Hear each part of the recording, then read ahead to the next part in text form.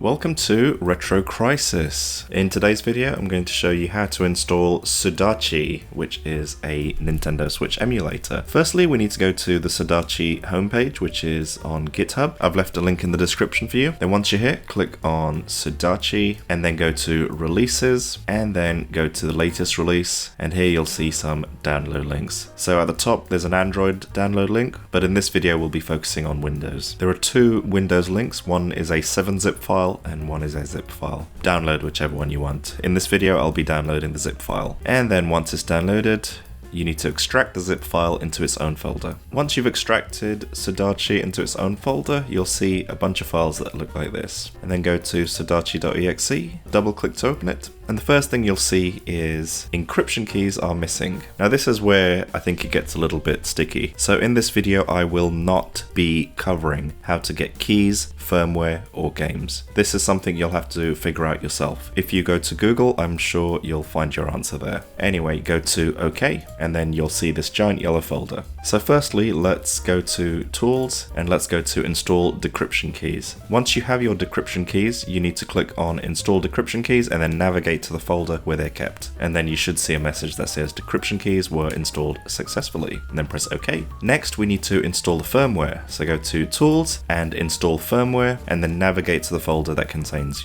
the firmware. And then you should see this installing firmware prompt. Once you've installed both, we need to now verify both installations. So go to Tools and go to Verify Installed Contents. And we're verifying integrity, and then it should say operation completed successfully. Excellent, and go to OK. And now we can add games to SUDACHI, and you can do that by double clicking this giant yellow folder icon and then navigating to the folder which contains your games. And here we go, your games will now appear. Here I've got Mario Odyssey and Zelda Tears of the Kingdom, two games which I own. Now let's go and configure some options. So go to Emulation and go to Configure. So firstly, let's go to System, select your language, select your region, select your time zone, and that should be good. Now go to CPU, leave this to auto, but if you want to experiment, you're more than welcome to. Next, go to graphics. As usual, I generally select Vulkan, and under device, select your GPU. If you have an integrated GPU and a discrete GPU, I recommend choosing